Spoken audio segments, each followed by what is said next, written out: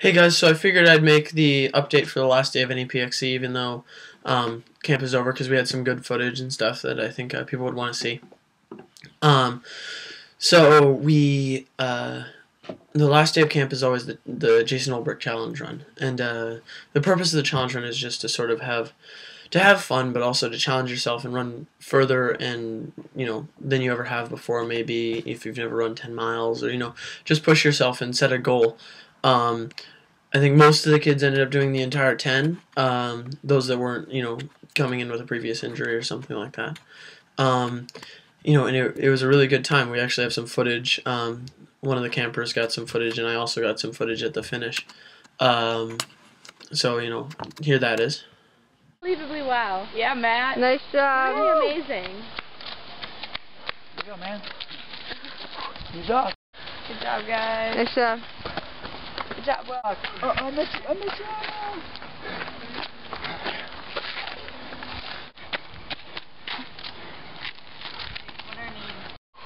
Running is fun! Check in. There's the rock. There's the rock. Let's get chicken.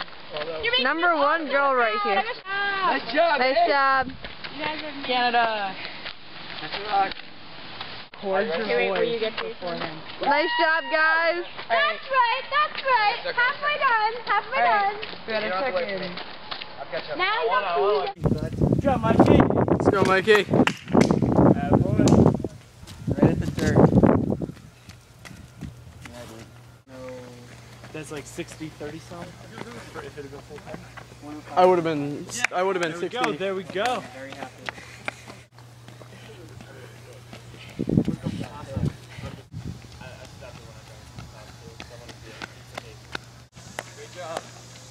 All right, Sam. Finish it up right there at the dirt path.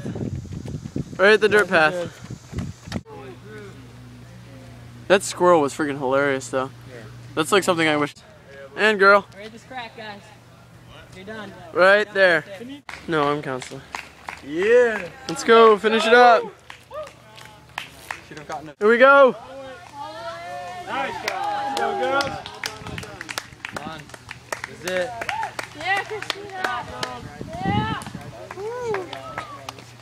And Nate Jenkins, our speaker from Wednesday night, slept over and ran the challenge run with us on Thursday morning. And after the challenge run finished, I got a chance to interview him. So here's that, so you guys can see it. So this is Nate Jenkins, professional runner for Saucony. He came last night, gave a talk, did a workout with us, and then did the challenge run with us today. Nate, one of the things that I've noticed a lot of high school kids have trouble with in the summer is getting their motivation up. What do you suggest, being a runner who doesn't have a coach and trains by himself most of the time, what do you suggest to do to sort of keep your motivation in the summer? I think the biggest thing is to remember that motivation and getting it it's a muscle like everything else, and you have to, the more times you do it, the more successful you'll be. So I think, one, don't get down on yourself because you didn't run yesterday and you were supposed to. Just get out today, and don't get frustrated and keep, kind of building the pressure on yourself. But I also think one of the best things that you can do is make compromises. So you were planning on doing a 6-mile run and you come home at the end of the day and you're tired. Okay, well maybe you're not going to do that 6-mile run, but make yourself go out and run around the block or run for 10 minutes or 15 minutes. Something's better than nothing, and you force yourself to do it, and that helps you the next time you get out. But also, a lot of times what'll happen is you'll get out and you'll run around the block, and you'll say, oh, I can do 2 laps around the block, or you'll run 15 minutes and you'll get out to the 7 minutes and it'll feel silly to turn around, so you'll continue to push on. So I think just taking little steps, and over time, it sort of becomes like that Zotto type quote where he says, it gets to the point where after many years of hard training, it's raining, so what? I'm tired, who cares? Yeah. You just sort of know the running is going to happen. Yeah. So at this stage, for me, I tend to use it more in terms of making myself get out the door before it gets dark, or without, diddly-daddling around too much, because I've done the runs at 3 in the morning at the end of the day because I couldn't fall asleep because I felt guilty. But, just before you get to that point, I think just making yourself step out and do something, it'll help. And yes, the 15-minute run helps you, but more down the line, you'll do more runs later because you did that one. Okay. And also, what would you suggest? The biggest tip you can give to any high school runner. Whether you're the best on your team or at the bottom of the team. What's the biggest suggestion to get better? I guess. I think absolutely 100% biggest suggestion I would give is aerobic work. Whether it's doing more tempo runs or whether it's doing more volume. Or doing progression runs. I mean, I think the biggest area where our American high schoolers are falling short is aerobic work. You see a lot of kids with very good mile times whose 2-mile time isn't nearly as strong, whose 5K isn't nearly as strong as that, and they're missing the biggest component of sort of long-term success. And the long aerobic stuff is the talent you give yourself. Yeah. And if you can get out there and you can make yourself a king. I mean, a relatively untalented girl can run a sub-5-minute mile. A relatively untalented guy can run in those 14s for the mile in high school with enough aerobic work. Yeah.